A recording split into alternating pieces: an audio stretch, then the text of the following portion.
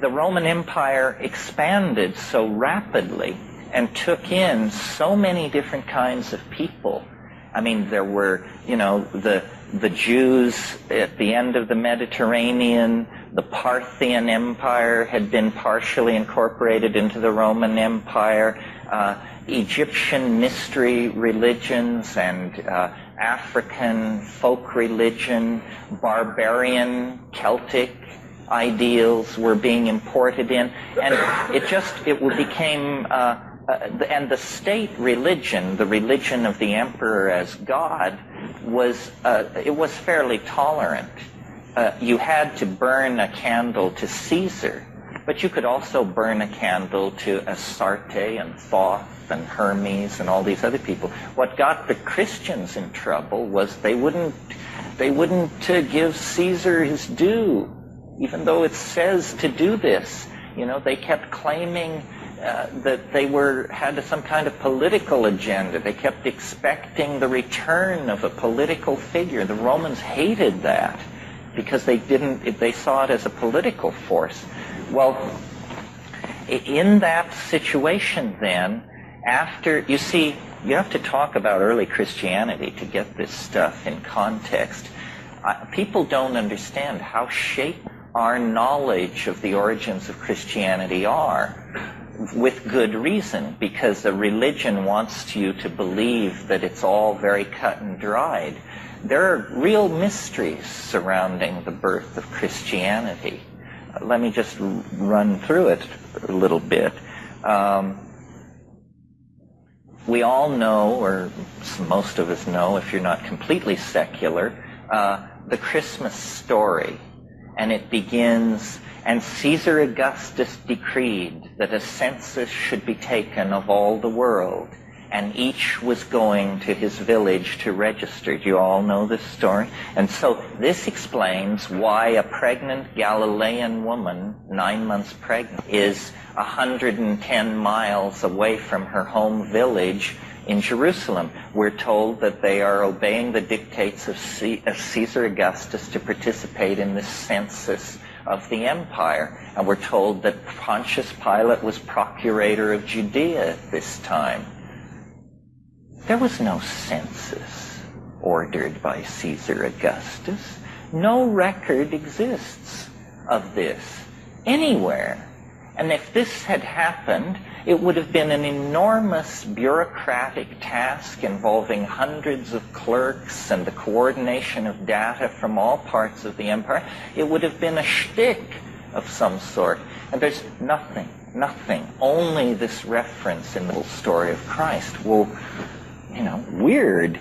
Okay, so then you move on. The assumption is that Christ was born in 6 BC under the conjunctio maximus of Jupiter and Saturn. That places, if you believe the Gospels, that he was killed at age 33. That means the crucifixion must have been in 27.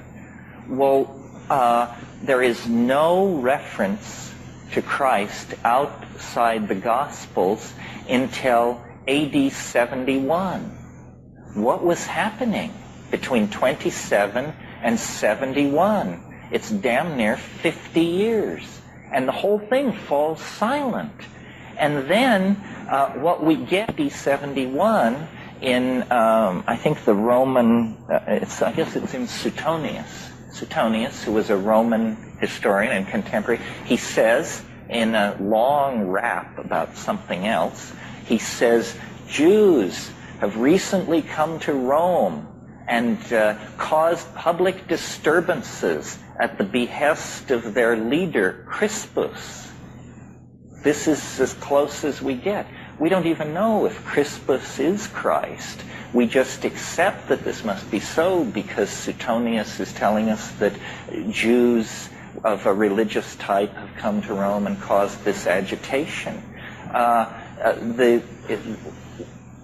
Some people have even wanted that Christianity was invented in the late 60s, and that there never was a person named Christ, that zealots who were preparing the uprising of 69 against the Roman Empire, created a mythical figure of a generation earlier, and used this mythical figure as a symbol of their rebellion.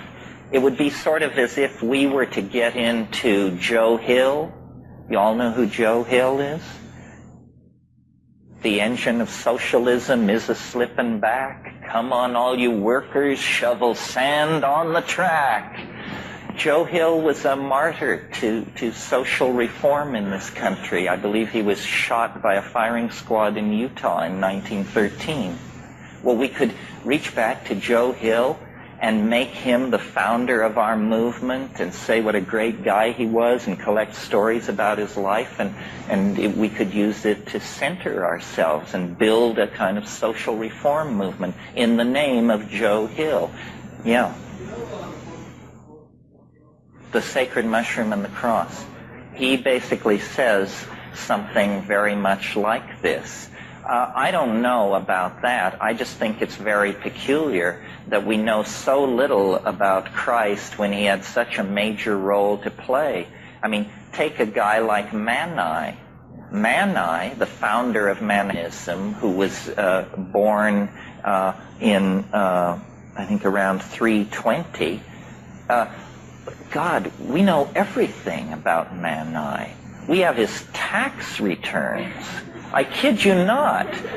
We have the guy's tax returns, and we know what he looked like, we know who his friends were, we know he had marital problems. A real person, you know?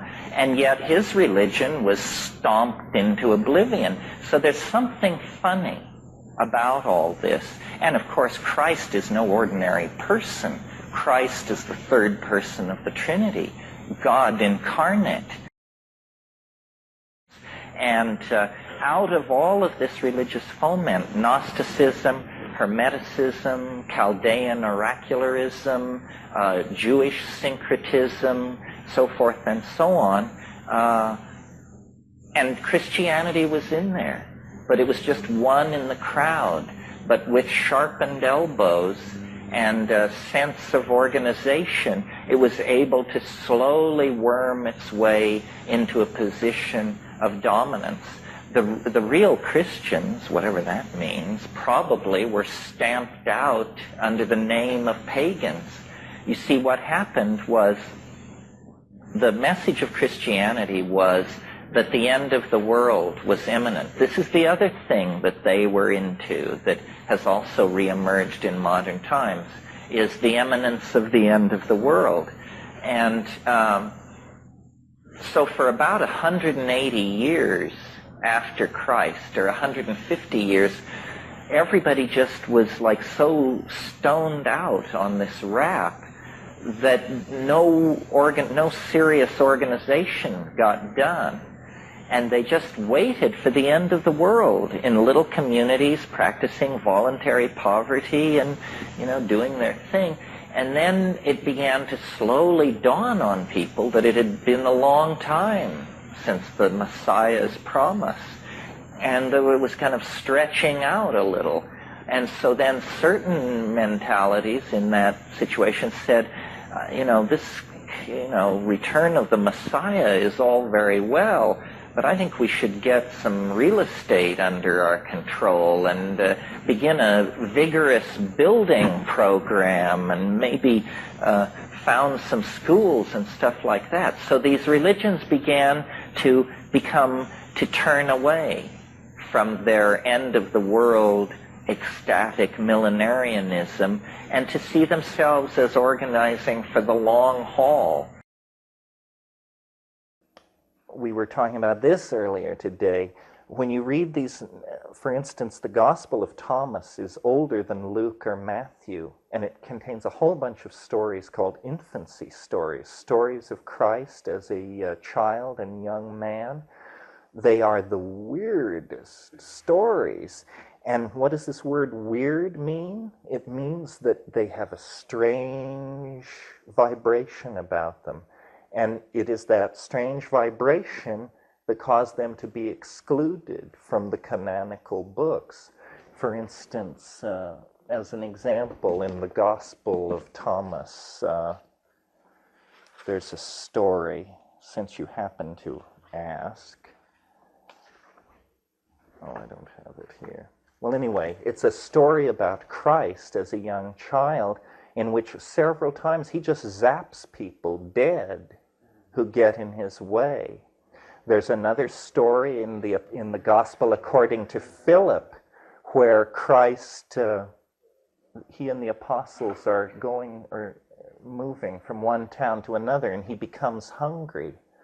And he approaches a bush at the side of the road, and he says, "Make thou food." Nothing happens. He says it again, "Make thou food." Nothing happens. He says it again. And the final line of the incident is, "And he destroyed it with fire." Now, so we see there, you see, an alien Christ, a Christ that we can't relate to. But also you have to remind yourself how dulled our ear is to the Christ that we do know. For instance, I'm sure if you're into this at all, you're familiar with the famous the gospel passage where he institutes the Eucharist. "Take ye and drink, for this is my body and this is my blood, which is being shed unto the conversion of many, for the new and never-ending covenant." This hit like a bombshell, and it even says in the Gospel's description of it, "And many drew away from him." At that time, I mean, that was too much. Preaching that you should eat the flesh and drink the blood of the teacher. Just people said, we're checking out on this. It's gotten too weird. Now we've had 2,000 years to smooth it all out and explain what he really meant and how it's okay, and it's this wonderful, beautiful, symbolic statement of theophagia, etc., etc. But how about it when it was raw, and you were there at the table and this rap went around? It would be, I think, quite peculiar. It's interesting that when the Franciscans reached the mushroom cults of central Mexico in the 16th century, and they said, "What do you call this stuff?" And they said, "Oh, we call it Tiananacatl. It means flesh of the gods." They were appalled, and immediately the Inquisition went to work, and everybody who would admit to that was put to death because it was such an appalling notion, and yet it was an exact formulation of the Eucharistic mystery. The first thing I'm going to read is just a small portion of the Gospel of Thomas. Now this comes out of that body of Gnostic literature that is most closely related and competitive with Christianity. This is from the document I mentioned, which is older than Luke and Matthew and is in an uncertain relationship to the Q document from Qumran. The stories of Thomas the Israelite, the philosopher, concerning the works of the childhood of the Lord. I, Thomas the Israelite, tell unto you even all the brethren that are of the Gentiles, to make known unto you the works of the childhood of our Lord Jesus Christ and his mighty deeds, even all that he did when he was born in our land, whereof the beginning is this. This little child Jesus, when he was 5 years old, was playing at the ford of a brook, and he gathered together the water and flowed there into pools, and made them straightway clean, and commanded them by his word alone. And having made soft clay, he fashioned thereof 12 sparrows, and it was the Sabbath when he did these things. And there were also many other little children playing with him. And a certain Jew, when he saw what Jesus did, playing upon the Sabbath day, departed straightway and told his father Joseph, Lo, thy child is at the brook, and he hath taken clay and fashioned 12 little birds, and hath polluted the Sabbath day.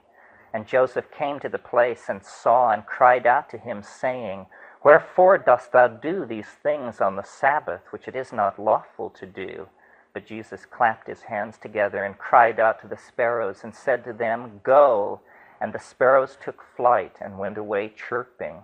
And when the Jews saw it, they were amazed and departed and told their chief men that which they had seen Jesus do. But the son of Amas, the scribe, was standing there with Joseph, and he took a branch of a willow and dispersed the waters which Jesus had gathered together. And when Jesus saw what was done, he was wroth and said unto him, O evil, ungodly, and foolish one, what hurt did the pools and the waters do thee? Behold, now also thou shalt be withered like a tree, and shall not bear leaves, neither root nor fruit. And straightway that lad withered up wholly. But Jesus departed and went unto Joseph's house. But the parents of him that was withered took him up, bewailing his youth, and brought him to Jesus, and accursed him, for that thou hast such a child which doeth such deeds. And it goes on. Eventually he straightens the guy out, but not before he zaps 2 more people dead. So it's an example of you see, what the patristic fathers did was they gathered together all of this literature, and they had a set of ethics that they wanted to canonize. And so they eliminated everything which did not fit with that. Materials such as this. This, by the way, is the apocryphal New Testament, the M.R. James edition, which is indispensable for this kind of thing. There is enough material to suggest that Christ was someone's follower, and that what he was saying had been said a generation earlier by someone else of whom we have no trace. And, this is hot, hot stuff, because it just cannot be that way if you're Orthodox. And, but anyway, this was what Dick felt about Pike, whom he knew very well. And the Transmigration or Transformation of Timothy Archer is an excellent book to read to see how modern churchmen have dealt with this. It's scandalous that the Nag Hammadi library is not more widely discussed, because it represents the strongest doctrinal challenge to Christianity in its history. There has never been anything this explosive, because it casts such doubt on the moments of the origins, and such doubt on whether or not we have any contact with the career of a Galilean who was the son of a carpenter, and so on. It just seems to explode the entire foundation of Christian hermeneutics.